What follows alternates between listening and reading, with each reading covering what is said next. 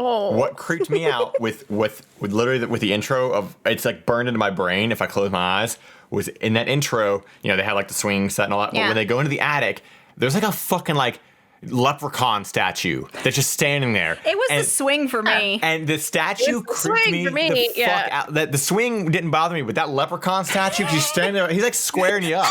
You're like, what the fuck, man? Like, why do you want to fight? Why are you trying to fight, leprechaun? I don't understand.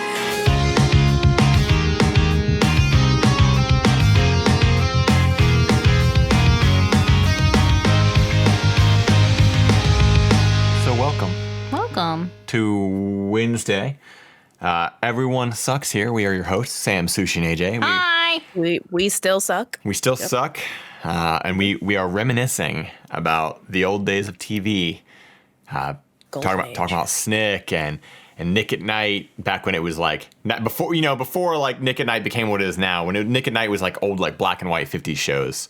And back when it was poppin'. when TGI Laverne and Shirley. Yeah. The Odd Couple. See, I used to always see Laverne and Shirley on like the afternoon. Like that was like it would always be like the weird forbidden era of TV when you stayed home sick from school and you tried to watch TV and you realized you watch like The Price is Right. Yeah. And you realize like there's no cartoons on or anything like because like they already know like kids are at school right now so we're gonna play fucking. So they had like the edgy sitcoms. Yeah. Like it was literally like daytime shows. The cartoons ended around like 9 when you like had to go to school, and like because I remember like in the morning I'd either watch like Mighty Max or I'd watch Columbo with my dad. I watched fucking Beetlejuice. Beetlejuice was on in the mornings. Beetlejuice. Mm-hmm. Yeah. Beetlejuice, and I vaguely remember like a Little Mermaid series. I would watch. Yeah. Yeah, there was like it's weird to think that like especially for us and especially for younger generations now, right? They're never going to have the same experience watching TV that we had. Like, it's completely gone. They'll never have it because most of the time, good luck finding anyone who actually has cable TV, for one. Not just like a network. And everything's on demand, so you don't have to have a we just like... Yeah, and like you want to watch Blue's Clues, you just put on Blue's Clues. Yeah, I mean, even like, and it's crazy to think that like we had like we grew up in that era where like we watched the evolution of so first it's just like you just flip through channels to see what the fuck you're gonna get. Like that's all you could do. There was no digital menu. There was no digital TV. It was all analog. We had a TV guide. We had a paperback magazine. We literally that you grocery store scheduled things out. Based off of that. Literally going, oh, shit, on Thursday at 7:30 p.m., new show's coming on. Like, here it comes, Like, don't call me. Yeah. Don't call me. I'm fucking watching this. Also, I'm pretty sure they don't have Saturday morning cartoons anymore. I'm pretty sure. Yeah, it's not really the same. Like, they kind of, like, that all kind of went away in general. Like, because they used to, like, do different types. There was like, the Fox Saturday morning, and, like, there was, like, all the different types of Saturday mornings. I really liked when they did, like, the Toonami did a Saturday morning thing for a while. Oh, yeah. And, like, but, like, kids just, they're not going to have that flipping through TV thing. Do you remember, like, after, like, the TV Guide era, before the digital era, like, the digital menus, you used to go to the TV Guide channel, and you had to watch the fucking thing scroll through. Like, fuck. If you just missed the channel you were looking you're there for 20 minutes. All the way through again. Remember when they started, like, bringing in, like, actual shows onto that, and it would play at the top of the channel. Yeah. Oh, yeah. And then you get super interested in that, and you'd fucking skip your channel again. It was like it was so like there were so many things that like that TV had. I mean, like obviously, like most of these kids will never understand the joy of the original Nickelodeon, especially because they shut down Nickelodeon Studios in Orlando, Florida. Like that was like the dream of every kid to go to Nickelodeon Studios in Orlando, Florida, just to fucking get playhouse. slimed. Yeah, get slimed and everything that went on in that. I grew up near a place called Paramount's Kings Island, and for a while they actually had a whole Nickelodeon themed area. Their whole water, like this water splash zone, was all like Nick themed, so you could like slime kids and all sorts of crazy shit there. But like that's gone. There isn't that like there isn't that like weird hub of every kid having the same thing, because now it's like we all do you have Netflix? Do you have Hulu? What do you have, like Amazon? Right. And there aren't really like. that I feel like the television shows too, oh my God, I feel like the kids shows especially are just the fucking worst. And I'm basing this purely off of like how every kids show like that you see like on Netflix and stuff, like Coco Melon and all this stuff, it's all like really like it's all super educational and really like just poor animation, like janky 3D models that are like poorly rendered. You know, yeah, everything just looks gross now. And whereas before, like cartoons used to not just everything would have to be educational. You know, there might be like a theme to it, like in the overall theme of an episode, it might be like, hey, you know, like care for people, but like it's like because like, oh man, David the gnome, like this fucking fox got hurt and he had to take care of it in a bear trap, and then like the theme is like, hey, don't put bear traps down. You know, like, oh, I learned something today, bear traps are bad. But like now everything is educational. Like every kids thing is not just like they can't just get lost in a fantasy world like we could. Yeah, there's no Doug. Yeah, exactly. It's not just like it's just a weird dynamic shift from what we had. And there was also something like kind of, I guess, romantic in a way of knowing that like we left school and then we were all at home watching Power Rangers at 3:30. Oh, you know? yeah. You know, and it doesn't exist anymore. And it's like, oh fuck, I remember being in the 3rd grade and secretly liking Power Rangers, but it was that I was at the age where it was like you weren't allowed to like them publicly, you know, like in school. Oh, like it wasn't cool anymore. Yeah. Because I remember a new kid came into school and everyone made fun of him for having a Power Rangers backpack. And I literally had a mental dilemma. I befriended this kid because he was up the street from me, and I would go to his house. Here's how. Oh my God, I just had a repressed memory that came back. Here's how coming in. It's coming in. Here's how awful I was as a kid. Okay, and this is literally because of childhood peer pressure. This is an example of it, right? Mm-hmm. We would take the same bus home, you know, like, and I liked Power Rangers, but I didn't tell anybody I liked Power Rangers. He had the Power Rangers backpack and got made fun of for. He got made fun of for a lot of things. But like, I remember one time he asked me to go to his house and stay the night. Like, you know, like I was like, ah, cool, like hangouts. So I did that. We like he had an N64, I didn't have one yet, but we played like Sonic 3 and stuff. Mm-hmm. Before I left, I literally told this kid, I was in the 3rd grade. I told this kid, don't tell anyone I came here. I literally said this to a kid in the 3rd grade. I said, you can't tell anybody that I was here. Like AJ, you're a bully. I wasn't a bully. I didn't bully. You're definitely a bully. No, I didn't bully him. That's the thing is, I never like publicly made fun of him. I never bullied him or anything like that. But I was afraid of getting bullied for hanging out with him. That's so mean. So like, oh my God, AJ, I was a 3rd grader. You can't be getting on me about being a 3rd grader and making bad decisions. You should try to find them on Facebook and just see if they're doing okay. Well, here's the thing: is I remember in high school though, this kid became an asshole. He became like because of people like you, AJ. You're this kid's origin story.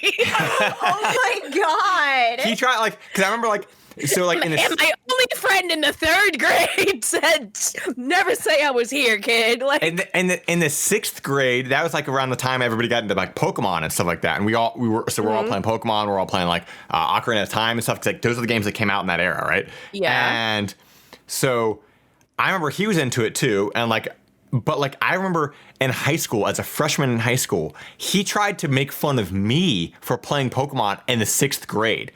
And so he tried to turn the tables on me, and I'm like, you know, you fucking come on, that shit not gonna work on me. Come on. Oh my God.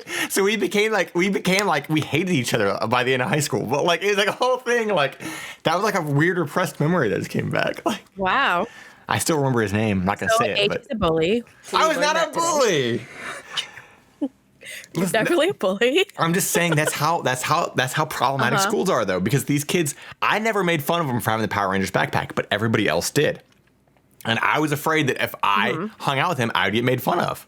That's just childhood mentality. That's a toxic mentality of schools and how that system works, you know, because nobody's man, we went from TVs kids to their mob mentality. I don't ever remember feeling like, oh man, I'm gonna get made fun of.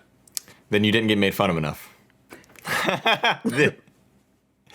You didn't have. I know you have an older brother, but you didn't have the older sibling picking on you all the time. 100%. 100%. So, Yeah. The only thing I really got made fun of for in school was I was always the short one, and specifically in elementary school, I was always the short one. So like when they would line you up to like go to the cafeteria or go wherever, they would almost all my classes would line you up by height. And I remember that. Oh my God. I was always at the end. I was always the last kid at the end. Are we going to just talk about our traumas now? We ran out of muffins because you were the last in line. I was always at the end. Chicken nuggies are gone. We ran out. So then I They're guess like, you're small, you don't need it. So then I guess they were like, you got to stop lining up kids because of their physical appearance. Let's just do it alphabetically. Yeah. And it's funny because I'm the youngest. I have an older sister who's 3 years older than me. I have an older stepbrother who's also 3 years older than me, and I have another older stepbrother who is like 5 or 6 years older than me. But basically, they were all in the prime let's pick on AJ age because we were so I already got bullied enough at fucking home. I didn't want to deal with that shit at school either. So like, that's just kind of how kids' brains work. You're like, how do I avoid this scenario?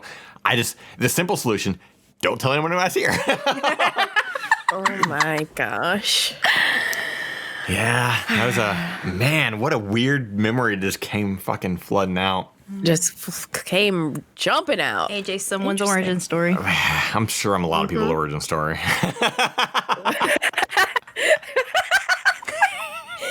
And then we started the Everyone Sucks Here podcast. Why do you think we call this? Bully other people. And their bad choices and their bad decisions. Why do you think we call this Everyone Sucks Here? Because we all suck. Okay. Well, we should probably get into our actual podcast things. I guess. I did say on Monday, I'm taking blame for this. I did say that we had a story to read. We're going to push it off until next Monday. Reason for that being, I can speak English. I looked at it. That's the end. No, I looked at it. It's long as fuck, and to put it into a full episode would balloon this up so much. So we want to do it. It's due diligence. So it'll be for our minisode. So Kumiko, I saw your story. It's there. We're gonna put it in the minisode for next week. We just gotta try to keep these somewhat down as best we can in some form or fashion. So it is there. And it will be addressed next. We will address it. That sounds so formal. We hear you. We hear you. We see you. We're going to table this for right now. We're going to table this for now. Not table it. Ugh. God, I hate that. I hate corporate speak. I do too. I just wanted to touch base. The friendly email speak. Hope all is well. Just wanted to remind you that, I hate it. You haven't approved my vacation yet, and it's been 5 months. I'm on vacation. I'm gone. You better approve this time off. Yeah, I'm already gone, so you better approve it. Approve it. I'm not coming in. All right, who's up first? I don't know. I can do mine. Okay.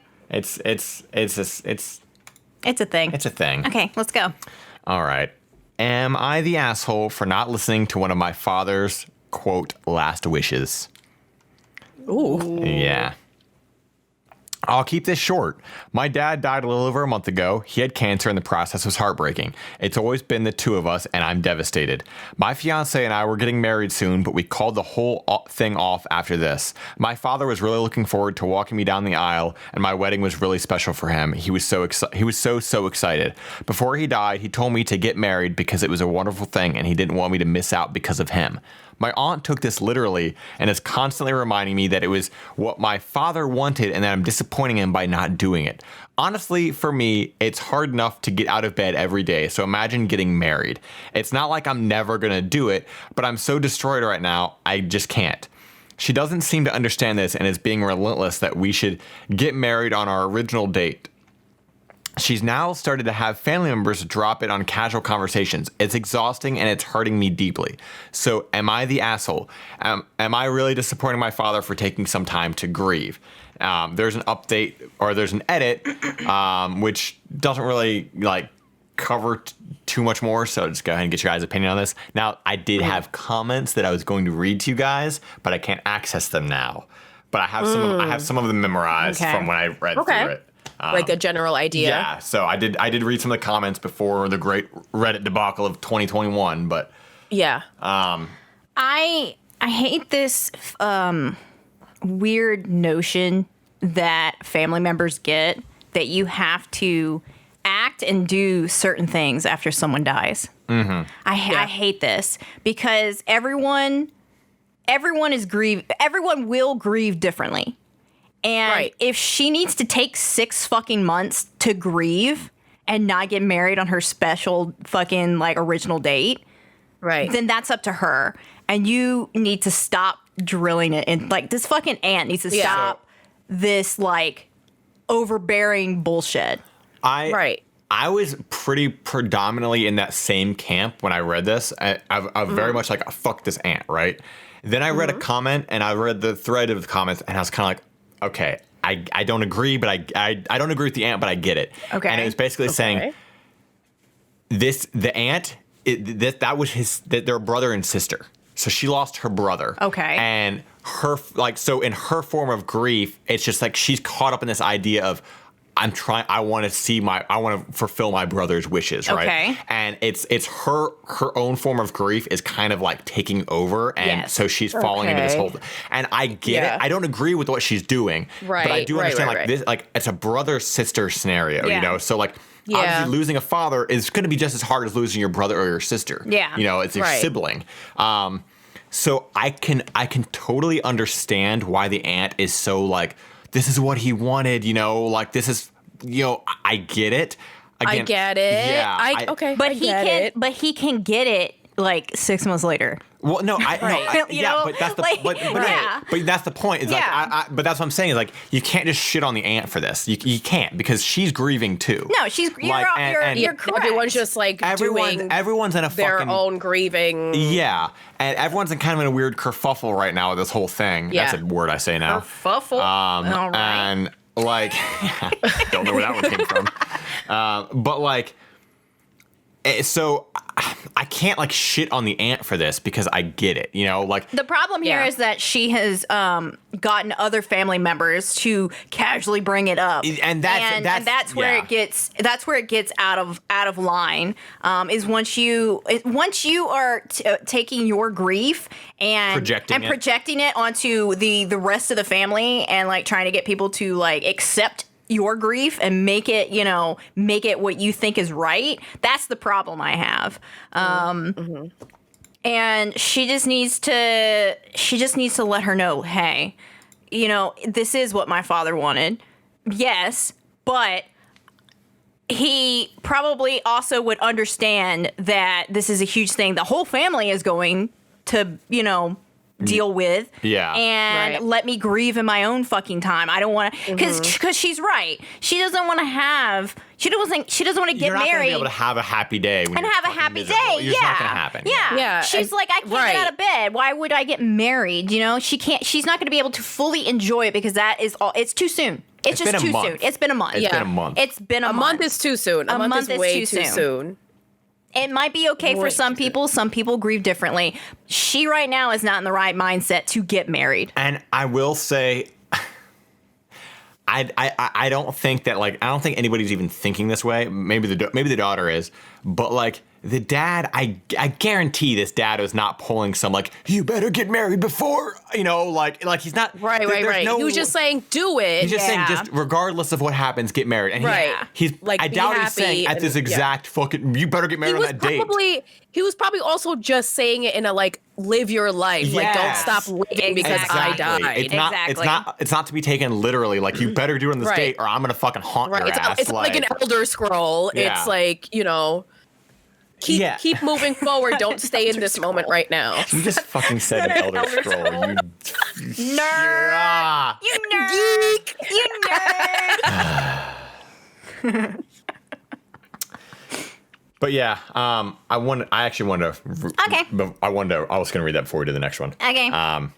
So I didn't think that was going to be, I obviously this was rated not the asshole. I definitely don't think they're an asshole, but I think there's no assholes here, honestly. Like because you can't blame people for like their grief. Yeah. Like even like the aunt who's getting like all up in it, I can't. there's probably a point where she could push it too far. Yeah. But like right now, with just what we're given, I think the Anne is just fucking devastated and is just kind of caught in its mindset of like, this is what he wanted, and it's just like, good luck trying to convince her and be like, hey, good luck right now trying to speak logically to this person and be like, it's not that big of a deal. But like, but at the same time, I think the big takeaway with this too is this whole idea of final wishes is fucking stupid unless it's a final wish that the person's going to be there for. Like you can't make a final wish and be like, after I die, you better do this. Like, no, you're not a part of this world anymore. You don't get to make that final wish. Your final wish needs to be some shit like, hey, I could really go for a steak right now. That's my final wish. I could do that right. Okay, cool. We can hook you up. Here you go. Eat this fucking steak. Right. Like not some bullshit where you're gonna impede on my life as your final fucking wish in this world. Like,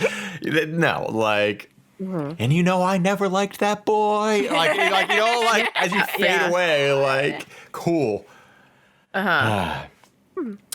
Before we read our next one, though, I got distracted before. I had a comment I wanted to read from our YouTube. Okay. So just want to throw that out here. YouTube comments. I had it up and I forgot about it. Good job. So this was actually back from episode 24, Pantsless in the Wine Aisle. And this is from Anto. Said, commenting on this late because I'm doing a re-listen.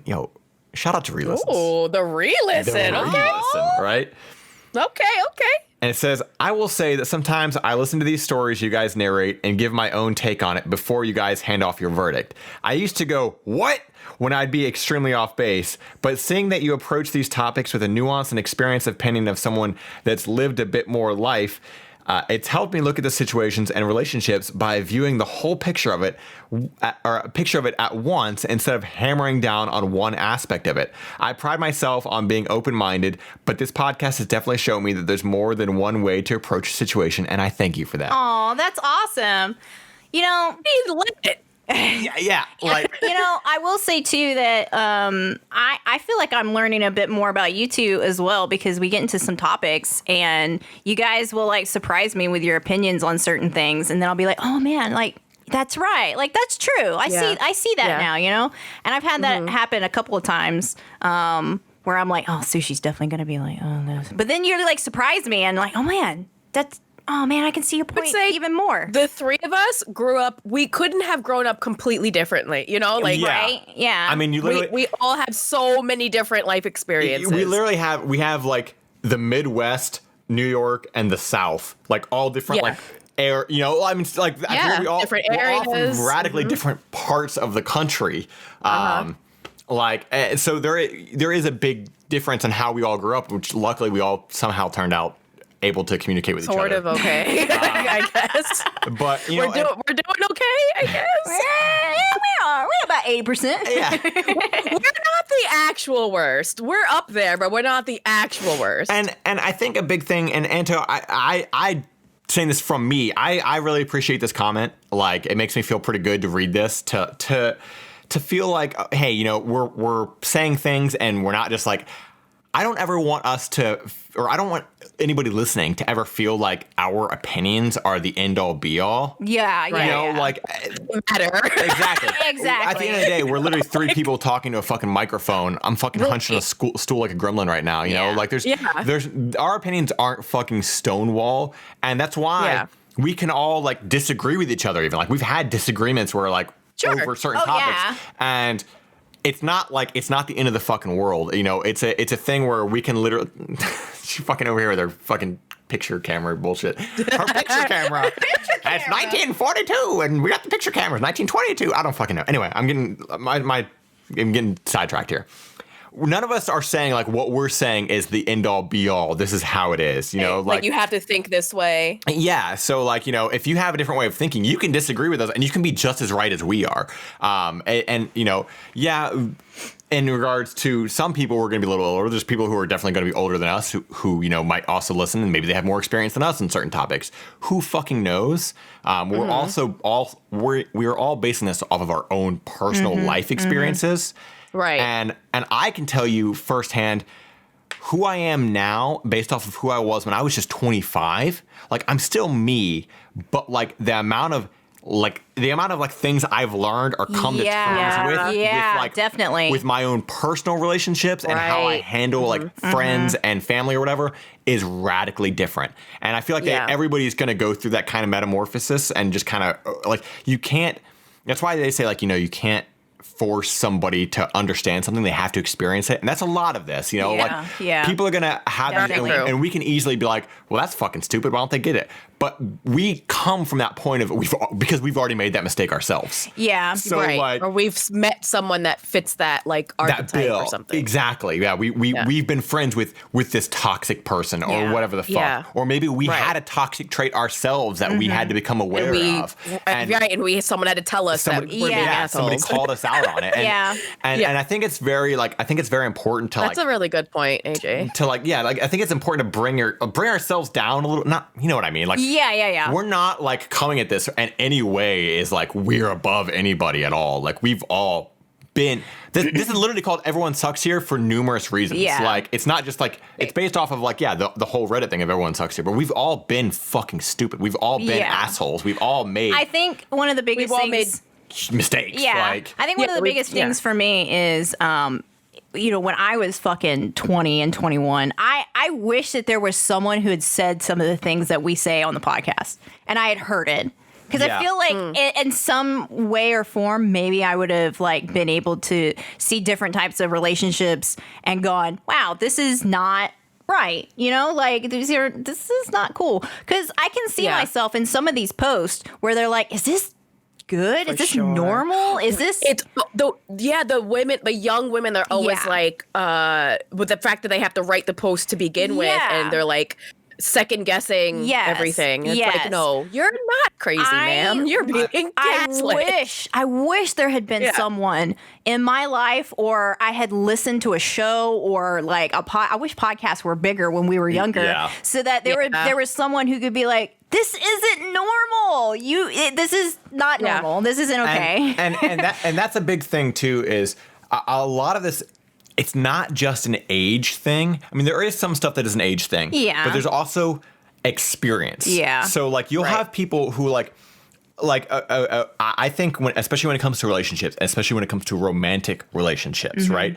You could be 25 years old. You are a mature human being, but if you're in your first relationship, you're going to feel the same heartbreak and terrible bullshit that an 18-year-old felt. Yeah. Because it's just a weird thing where like somehow like you get into that first relationship and everything triggers and this is who I'm supposed to be with. Yeah. And this is the person I love. And how could they ever do this? How could they ever hurt me this way? And you go through all the, it doesn't really matter what age you are. So like I feel like that's another thing too, is like thinking about the fact that like everybody hits these stages in their life at different ages. Yeah. Right. True. So that's really interesting that you bring that up. So I had a friend from way back in high school, and like she just never, like she was very like religious and you know, conservative, blah blah. And she never dated anyone until like we were almost done with college, or we were done with college. So she was dating someone, and then she was going through all the things that we went through when we were like 14. Yeah. 15. Yeah. And so we had to like bring her down a few times and be like, okay, this is the first time you're experiencing these emotions and you're 22, but you're doing things that like a 14-year-old would do because that's what we were doing then. And you did it, and that's okay. Yeah. It's okay. That was your life experience. But like the person is reacting a certain way because you're kind of being immature for where they are in relationships and life experiences. It doesn't mean that you're wrong for that. It's just like, that's what's happening. Yeah. You know? Like we've all literally had the fucking, oh my God, why aren't they answering my text? Why aren't they answering my fucking phone call? We've all had, like, it was stuff like that. Like, why don't they like text me good night? And it's like, bitch, because it's finals week. Yeah. And it's like, and it's just depending on. They didn't shower. Yeah. Like depending on where you hit that in your life is like, you're going to go through that regardless. Yeah. So like, you know, I don't know. It's just one of those things like with all these stories, you know, we're going to have our opinions. Our opinions obviously aren't fucking facts. They're cemented off of our own personal, like what we've experienced or what we've gone through. So, you know, take it all with a grain of salt, but I'm glad that you're enjoying it. I'm glad that you're able to like, you know, use it in a positive way or some sort of way that's like, hey. Also, when people are able to make comments and like strike up. Maybe they can like, you know, enlighten us on different subjects. That's why we really enjoy your comments and what you guys' you know, takes are. Because I said you guys', I can't get it out of my head. Use guys. You know, we like those comments that, you know, when you know, don't necessarily agree with us, because then we can get a different point of view ourselves, which is really, really interesting. Because even though most of these topics we bring are like ridiculous trash, there's it's like a Saturday morning cartoon. It's gonna always have a theme and a learning experience. Yeah, right at the end. Right at the end, they're like, you know what? Avoid the bear trap, and that's the overall theme. You know, like, oh shit, like don't step in bear traps. Don't step in bear traps, guys. Don't do it. So yeah, I meant to read that before we got started with everything, but you know, we got distracted with other shit. But yeah, so thank you for the comment. I'm glad you're enjoying it. Thanks for that re-listen. And yeah, if you guys, you know, again, if you got comments, leave us comments on the YouTube channel, send us emails at our email, hit us up on Twitter, whatever you got. You know, we are seeing them, we're reading them. We want to try to read as many as we can on the podcast or whatever, address them as well. But yeah, just I'm glad you're enjoying it. Again, you know, nobody here, we're definitely not viewing ourselves in any way morally superior than anybody else. No. I'm a god. Yeah. You got pulled in a boat on a tractor. I don't think you went sledding through a graveyard. Shut the fuck up. Yeah, I did. And I have alleged B&E on my record, so I mean. Okay. I got one. You ready? Yes. Okay. Am I the asshole for speaking out over my girlfriend's Zoom call with her boss to say she is lying about drugs when she is studying to be a social worker with addictions? Uh-oh. I read this one and it made me so mad that I couldn't pick it. Yeah. Go up. And OP's retorts are really going to hone in. I think AJ's going to maybe go off. Fuck. Oh, God. Okay. That's funny that you picked it because I read it and I was like, absolutely not. I'm too mad. I think it's funny I'm too. So mad right I now. think it's funny too because sometimes I'll be like, I don't want to be mad on the podcast. I'm not going to pick this. And then Sushie picks it. Okay. Great minds. My girlfriend is studying to get a master's in social work and has done some work already with addictions and wants that to be her work when she graduates this year. But she sure has done drugs before, and I've seen it. No judgment. Sounds like judgment. Sounds like judgment. So have I.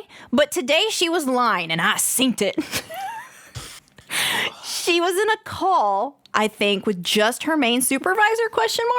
But maybe other people too. I don't know. I didn't see the screen. I just heard, since she doesn't use headphones, they were talking about psychedelic use in our town and asking questions. And my girlfriend was responding along the lines of like, oh, that's interesting. I don't know. And I started laughing because she definitely does know about casual psych use in this area. Like, we do it together. She motioned to me to be quiet, but as she kept speaking, it was clear she was straight up lying, pretending she never does this, even though that's literally what the meeting was talking about. And I think that seems unethical overall. So while she was talking, I came over and said, what do you want me to do with the shrooms you have left over? Anyway, she actually left her meeting, lost her shit at me, and then went back in, just making excuses and lying as before. Is that the asshole thing to be her lying at her job, or is it me for sharing her private life to her boss to prove a point? I can see both being true, so I don't know. Why do men feel the need to prove a point? Why are men always, well, actually? Is it a genetic thing? I don't get it. I love how he has obviously said, well, actually, not all men. He said he has done them too. So he's like, oh, well, like, was he on them at that moment? No judgment or anything. I've done them too, but I'm morally superior than you because I don't lie about it. Okay. I don't think this needs to be fucking stated anymore, but keep your fucking mouth shut if it involves somebody's job. Yes, and somebody, right, which we've touched upon. It's like, mind your fucking business. Mind your especially fucking business. If they're your fucking, do you want to get her fired and now you have a harder life too? Dipshit, are you fucking kidding me? Right, right. Also, and because I've read this post, so I've read the comments already, and this is a good point that one of the commenters brought up. If you have an addiction problem and you're seeking help, would you want someone who's like just a nerd and didn't do anything? Like, how can you relate to someone like that? How can you relate your problems to someone that has never been where you've been? So this dude gets holier than thou in the comments, basically stating that he thinks it's unethical that someone who wants to treat people with addictions, specifically drug addictions, has a drug addiction herself. Now, he goes in to say that she only does this maybe 4 times a year. So that's absolutely not a drug addiction. Every once in a while might smoke a joint.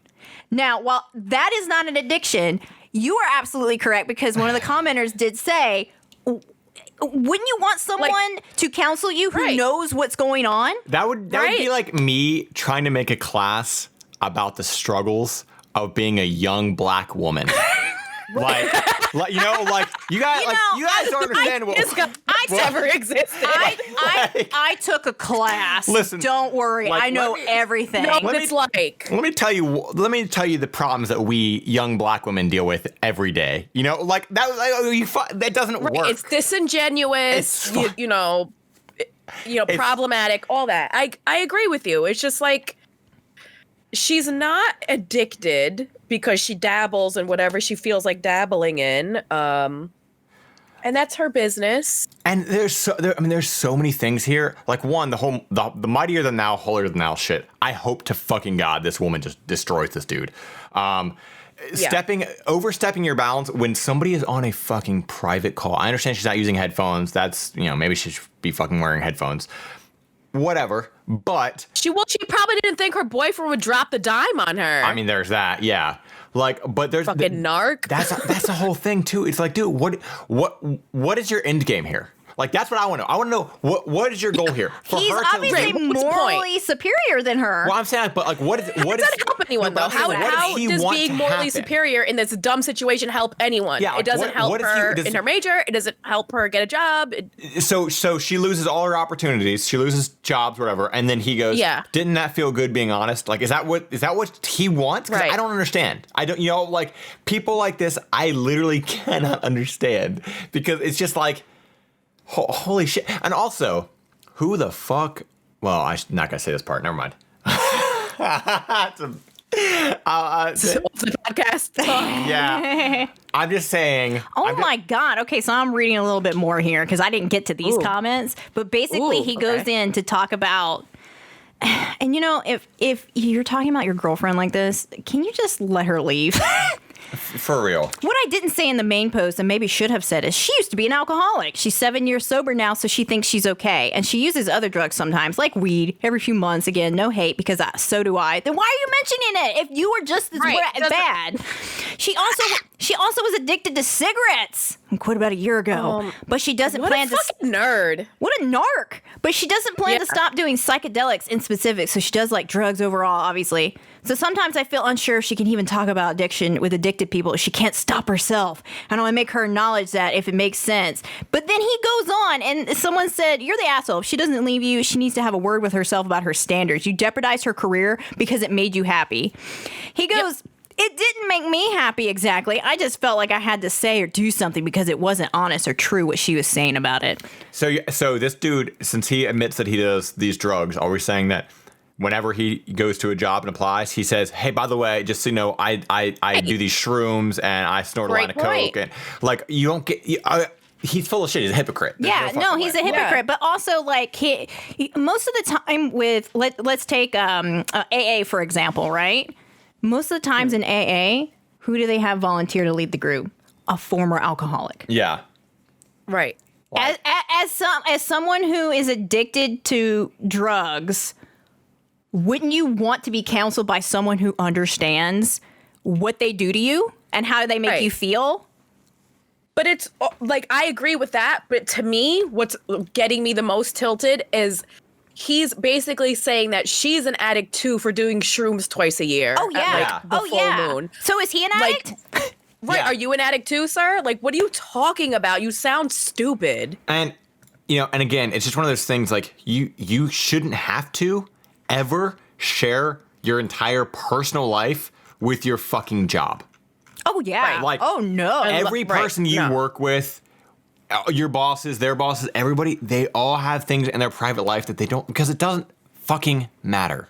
You're not, you know, like, it doesn't matter what it is that you don't go in just telling every, when I'm at work, and I'm just at work, and I don't talk about my personal life at all. I try very hard to not talk about my personal life because I don't want to I just don't want to cross that boundary. Exactly. I want to keep my personal life separate from my fucking work life. You know, like we already have issues right now where your job tries to get into your personal life in the aspect of like they're going to check your social media, they're going to check up on your fucking background check. Do you have any fucking debts? What the fuck does that matter? But it matters in the fucking job interview, it's too right? much now. Yep. So I mean, so why would you jeopardize this? Why are you fighting with people in the comments when you know you're the fucking asshole here? Yeah.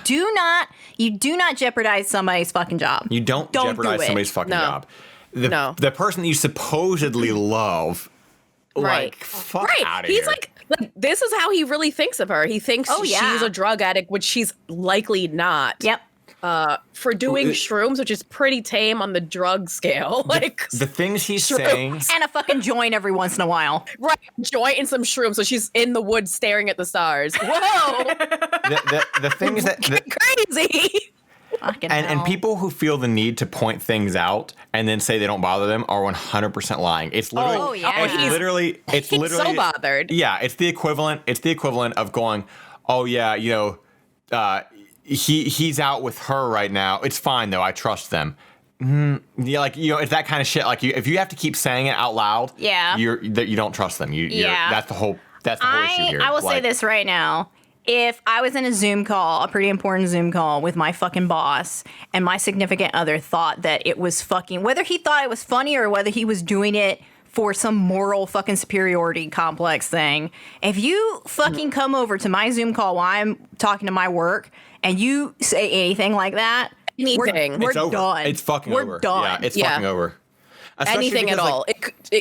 Like, why are you talking over my shoulder? I'm on an interview. It's just like these other posts where wives are like, would I be the asshole if I called my husband's boss? Yes, because you don't work there. Yeah, or it's also that, like, we're seeing a big uptick in this too. Is the people who are, I'm getting so upset that they don't spend time with me even though they work from home because they're at work. Yeah, like when I'm at work, I'm at work. Yeah, you know, like during those, that is 8 to 10 hours that I'm on the clock. Yeah. So like, you know, I'm not ignoring anybody. I'm not saying like, oh yeah, we're in the same house, but I'm at work. Exactly. And you should be able to, like, this is no different than you stepping into my office and going, hey. It just happens to be at home. Exactly. But you're transported into a time and place. Exactly. Yeah. So like people are way the fuck overstepping their bounds with this kind of stuff. And like, you know, it just,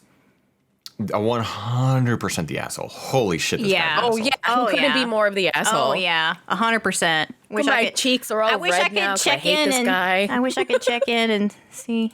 I know we can't check in, but I got flustered. Oh my god. I got tilted. Is it back up? Oh, it might be back up. Oh shit. Ooh, am I the asshole back up? I'll click on his name. Now we can get his comments. Oh man, did he really post this under his? So is the Reddit back open? It looks like it might be. I hope it is. I mean, I can view things. Okay. I mean, cool. Wow. So in the span of one recording session, it went down, then opened back up. Let's see if it loads. Because I just clicked on the subreddit. Yeah. Oh. It is back up. Interesting. So, okay, well, interesting crisis that has been solved for now. But, so this guy's the asshole. What have you got for us, Sushie? Oh, God. Okay. That story, Jesus. I know, it pissed me off, too. Oh, my God. Keep your nose out of my fucking business if I'm bringing home money. Yeah, I don't know how he can't. It's not hypocritical. Like, you have to. Oh, God, we're just talking in circles now. Fuck that guy. I want to punch him. Thanks a lot. He's the type of guy I would absolutely like curse out in public. I would absolutely like. Right. And this all falls back to what we were just saying is like, holy shit, how is this woman still with this guy? How are you? Is this their first relationship? And I'd be like, why are you with him? Go home. Go home. Don't bring him with you. Go home.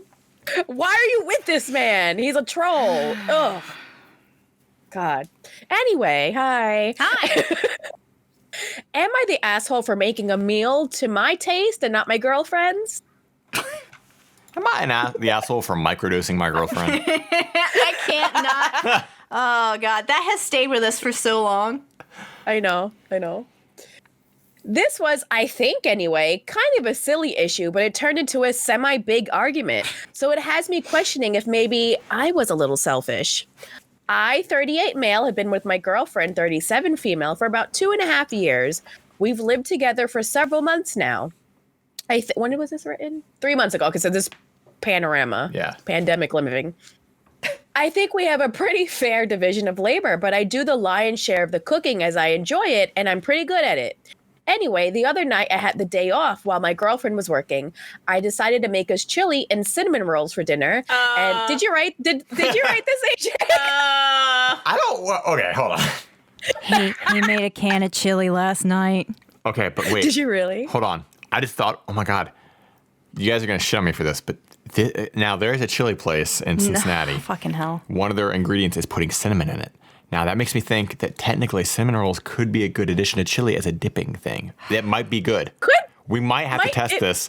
The sweet and the spicy? We're going to have to add this to our hot dog potato buns. I'm so mad. You know what? I think it would because cornbread goes really good with chili. Yeah. And that's sweet. And it is. Oh, my God. I hate corn. Oh, my God. Okay, let's try it because that's Everyone Sucks Here cookbook. It's happening. It sounds like I would be very high eating it, probably. But if we make a Patreon or a Kickstarter for the Everyone Sucks Here, let's get like a spicy chili going on with cinnamon rolls on the side, and we're gonna have hot dog potato bun things, and this is happening. We're gonna have so many cool recipes. Okay, I'm with it. Patreon has to fund this. This sounds pretty expensive.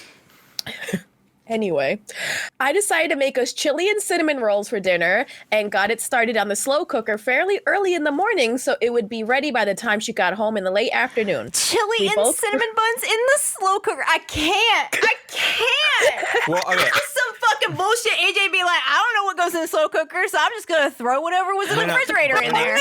I actually hear that making cinnamon rolls in a slow cooker is actually really good. No, I have too, but not with chili on top of it. Well, we're gonna find out.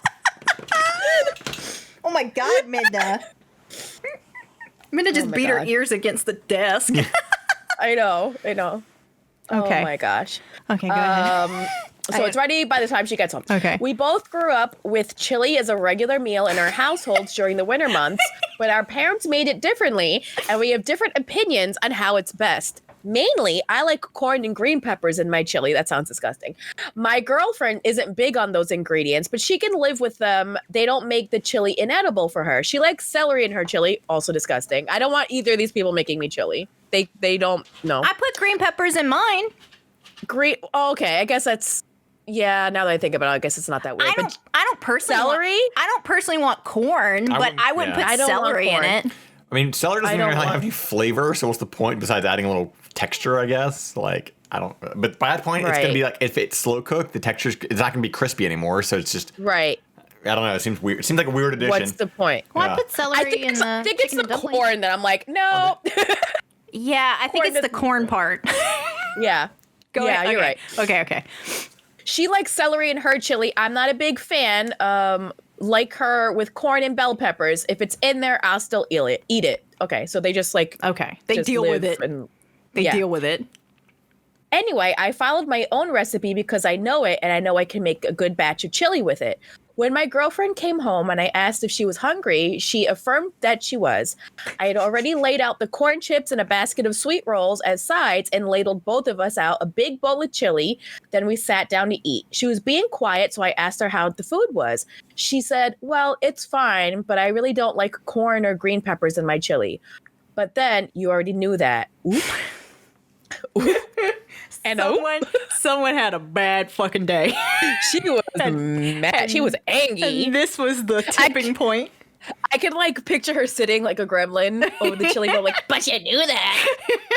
You knew that, didn't you? You fucking did it anyway. And Sushie's next makeup is Gollum. Do I need a makeup to do that impression though, AJ? I think it comes very naturally to me. If you do the makeup for the Golem thing, and then you do the thing where you look right and talk and Smeagol's voice, and look left and talk in Golem's, I'll edit it for you so you can. We'll do that whole scene. That sounds really fun. I should make a TikTok like that. Oh, that sounds creepy, but I like it. I think I could probably commit to that. Everyone loves seeing me in a bald cap, by the way. That's everyone's favorite and most hated thing about my special effects makeups. So I just look like a penis. Yeah. I love when you look like a penis. Yeah. Everyone does. A circumcised penis, specifically. Mm-hmm. Mm-hmm. Oh you have to wear a turtleneck for the other one. Yep. Just like flesh-colored turtleneck. Where can I find a flesh-colored turtleneck? I'll deep dive after this. Yeah, I'm on it. And then I'll just like peel out of it. Okay. Oh, God. Now people are hearing how we really talk to each other. Imagine me in a flesh-colored turtleneck and I just pop out. Oh.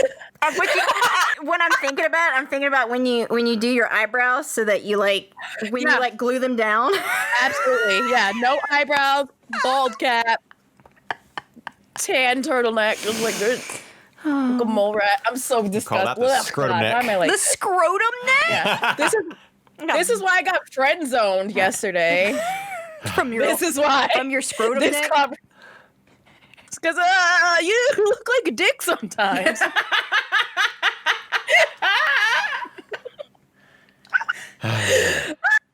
Why am I like if you can't like burn yourself, what's the point? What's the point of living? Anyway, I told her that I knew that it was her preference, but I didn't see that it was a big deal. She asked me if I like corn in my chili, why I like corn in my chili so much, why I don't just heat up some and add it to my own bowl. I told her that cooking it in the chili adds more flavor. Corn flavor? Okay. What does that mean? I like my chili corn flavored. Corn flavored chili. She said that if she had been home all day while I was working, then she would have taken my preference into account if she was making us a meal and didn't understand why I wouldn't do the same for her. Oh, she was hangry, I think. For the same reason, all this turned into a kind of bigger argument than in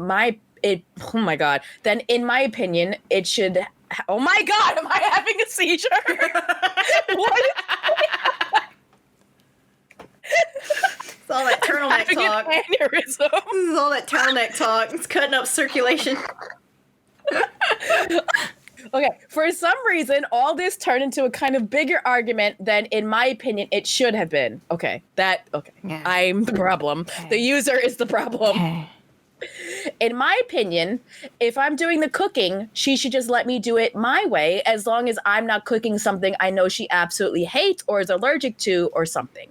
But she seemed to think that I should take her preferences into account more and not just make things exactly how I like them. So I think I may be the asshole because I sort of disregarded her taste when making both of us a meal. Am I the asshole? TLDR, I made chili with corn and green peppers, knowing that my girlfriend doesn't particularly like it that way. She thinks that if I'm cooking her a meal, I should take her preferences into account more. So this is kind of a weird thing, I think, because I know she did say she takes his preferences into account, and I'm curious, what does that mean? What does she do to? He said that he doesn't like the green peppers and he likes the green peppers. And corn. He doesn't like the celery. He doesn't like the celery. Does she not put the celery in? Right. I guess.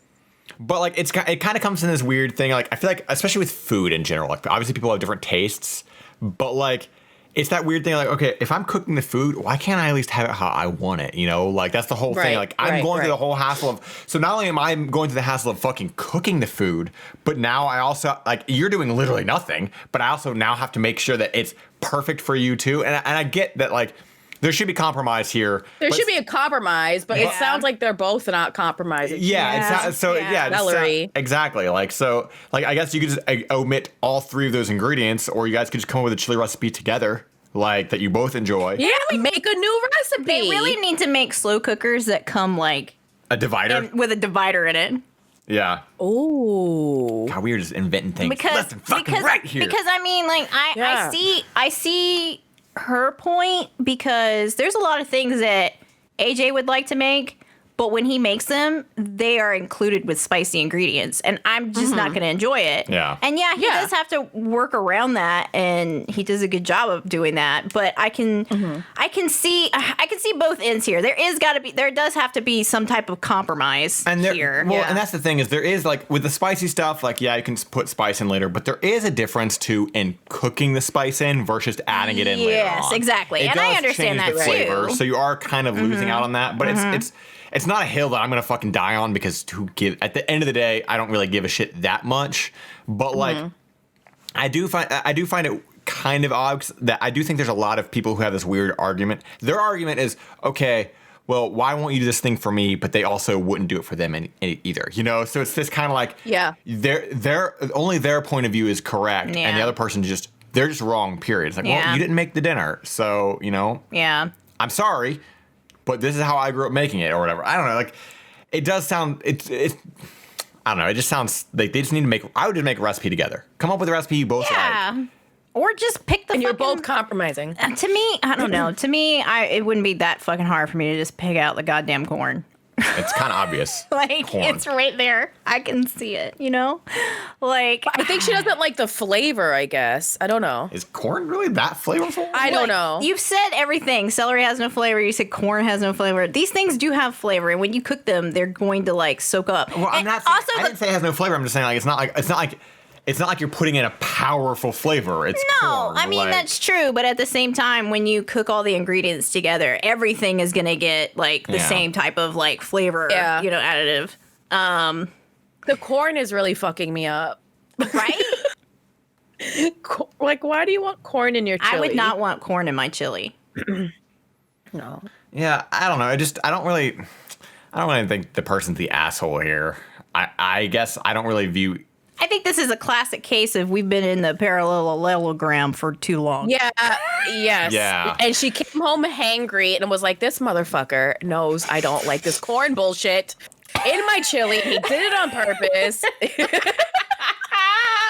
They really should just make a divider for slow cookers. Let me fucking I mean that would be the perfect thing, because then he could just put corn on one side and celery on the other side, and then everybody gets to fucking eat at the same time. Yeah. Like it's got to be a hard divider though. It can't have you can't slide it in. It's got to be like built into it. Yeah.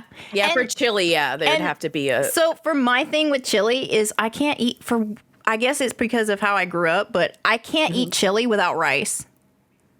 Yeah, I like chili with rice. Like I have to be able to put my chili on top of the rice for some reason. And I'll go far. Yeah. I'll eat whatever. I've never. I've never had a chili that I'm like, I don't like this chili. I know you don't give a fuck because I watched you down a whole can of chili last night.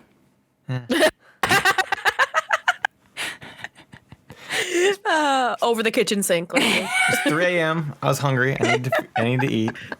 Yeah. I need to get better about eating once a fucking day. Right? Oh my God. Yeah. God. Yeah, I don't think there's any assholes here necessarily. I mean, what were the verdicts? Like, what did people say? The verdict was asshole because he's like not considering her at all. It's just like, well, fuck you, I'm cooking. Yeah. Which I guess is kind of dick-ish. I think that it should be like a team effort. I think they should just come up with a new chili recipe. And that's the thing is like I think that's perfect. You guys can make something you both really enjoy, and it's now your family's recipe. It's our recipe. You know, I think the thing here is he was considerate in the aspect of I'm gonna put it in the slow cooker so that it's ready when she gets home, but fuck her, I'm putting the corn in. You know, like he went as far as to be like, I'm cooking dinner for the whole family, right? But then he was like, well, but fuck her taste buds, you know, like it was like she's gonna hate every minute of it. She's gonna fucking hate all this shit, but fuck her. Now, do you think that some people don't actually hate the things they say they hate, but they're just being petty and they're saying like, yeah, I don't like this, like purely for the sake, like, because when I think about it, like putting corn in chili, right? It's kind of weird. I can't imagine though that it makes the chili taste all that bad. If anything, it's just gonna taste like it just have a different texture. Yeah, I think. maybe right. like it's not a powerful enough, potent enough thing that like it's gonna completely radically alter the chili, right? Right. And I feel like it's one of those things like I feel like a lot of people do this where they say, I don't like that. Well, have you tried it? No, but it sounds weird. And then they're so stuck in this idea that they'll eat it, but they will not fucking budge on it. They're convinced that they still don't like it, even though they're either ambivalent. Yeah. I see a lot of people talk about this and not to strike up this fucking debate or whatever, but it annoys the shit out of me. But the whole like pineapple on pizza thing, the amount of people who say they don't like it have also never tried it, and it drives me fucking nuts. Like you either try it and you form an actual opinion, or you shut the fuck up. You know, like you don't get to have the opinion that I don't like it. But there are the people who just they're so staunchly in that camp of, well, I tried it, and you're allowed to not like it. But I feel like some people really they won't ever admit. They hate the idea of it, so they're not willing to try anything. Yeah. Or they'll try it and they'll stick with their idea anyway, and they just won't admit that they're. So it's kind of like I went to this. I used to go to this like food truck event every month, and they'd have different themes. And one February they had like chocolate, right? And so everybody had a chocolate theme, and I tried a pizza with a chocolate drizzle on it, and it was kind of like mixed with like a vinaigrette kind of thing. And it actually tasted really fucking good. Because when you think about chocolate on cheese and like pizza and everything, it does sound kind of like disgusting. But there was just something about it that tasted really, really fucking good. It's the same thing with like chocolate covered bacon. It doesn't really sound like it would taste good. Oh, but that is good though. But it is. It's good. Yeah. And so it just makes me think that, like, I think some people, I mean, I'm not saying that she's this way, but it makes me question, like, something as simple as corn. Like, okay, so he's a dick for not liking celery, too. I mean, that's just, I think they're both silly for both of the opinions. Yeah. It's the same opinion. It's just different ingredients. Yeah. And I think they're just staunch in the camp of, this is not how we made it. So it's like, okay. Yeah, and I think it might be that. I think they're both just being territorial of like the way they like their chili. Yeah. So. And it's stupid. Yeah. My verdict is they're both stupid. Fair. I agree with that. So what go ahead. No, that's it. We're good. We're gonna move on. Let's just talk about chili too long. I was gonna say what sort of stories are you gonna try to bamboozle us with? Oh, right. Okay, let me make sure I posted this before I exit out. And while you bring that up, I do have I was gonna pilot this question earlier when we were talking about movies and shows and stuff. Does it ever drive you guys crazy that sometimes there's literally a movie or a show that you remember seeing like 10 or 15 years ago, and you'll never know the name of it because you don't. Yeah. There was when you brought up the sci-fi thing, I meant to bring this up, but there was a show that like it was a movie that me and my dad watched at one point. I'll never know the name of it, but the whole idea was like there was like this town, and they found this like weird like audio frequency, and all of the teenagers in the town became like obsessed with it. They were all listening to it, and they'd go to like raves and stuff, but they were listening to this weird audio frequency, but it slowly started to like physically alter them and change them. And like did it take place in a school? No, it was not the faculty or anything like that, but it was like okay. Like, that sounds like the faculty, right? Yeah, I know a little bit. Yeah, but like it had no effect on the adults. And what it was is there was Footloose. It was Footloose. But like there was spoiler, it was Footloose. There was so it had no effect on the adults or whatever, and the kids were kind of becoming addicted to this weird sound, this weird frequency.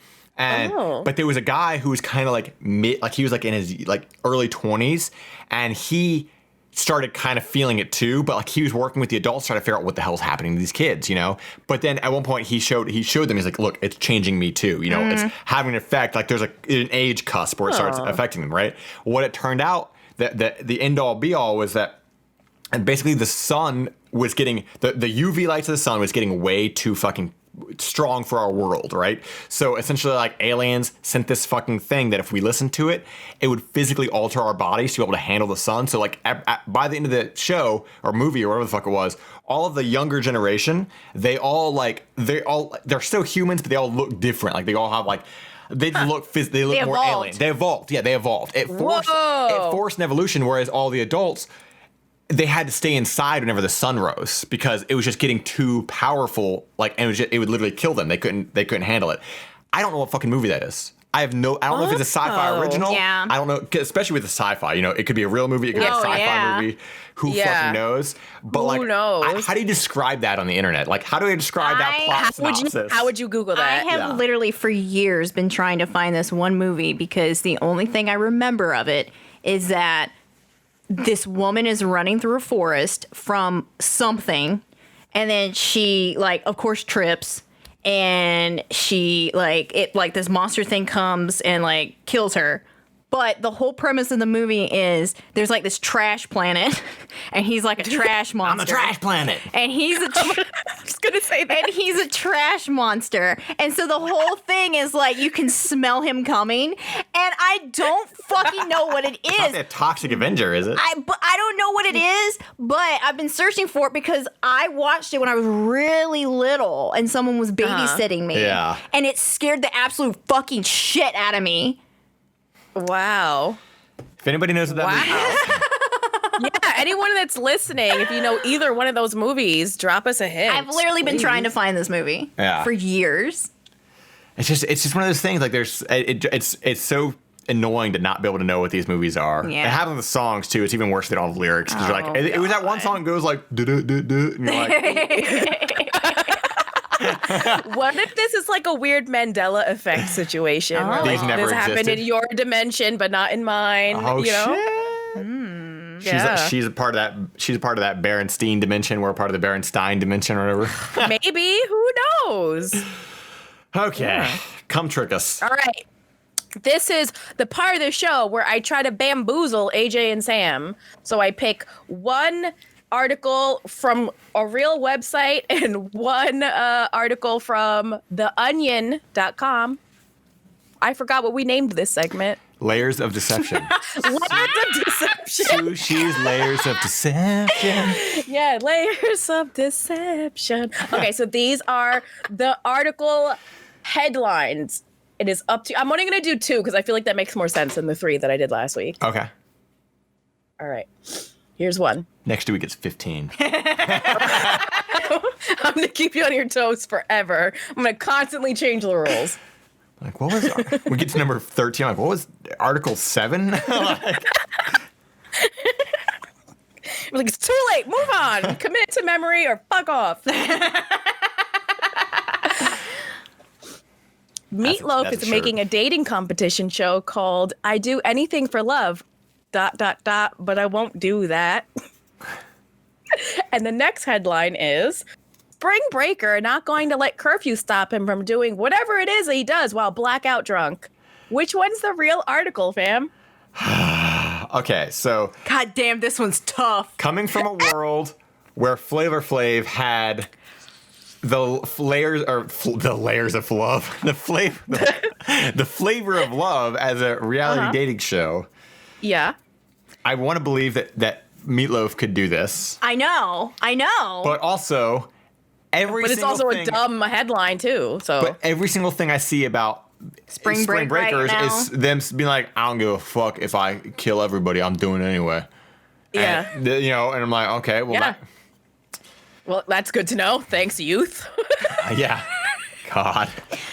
Oh, man, I could totally see Meatloaf doing this because he's been irrelevant for so long. He likes being in the spotlight, so he'd want to return to that. Also, his son-in-law is the lead singer from fucking Anthrax. Did you know that? I did not know that. I did not know that. Yeah, that bald guy. The last thing I saw Meatloaf in was playing Jack Black's dad in Tenacious D and the Pick of Destiny. Oh, yeah. That's the last time I've seen Meatloaf alive.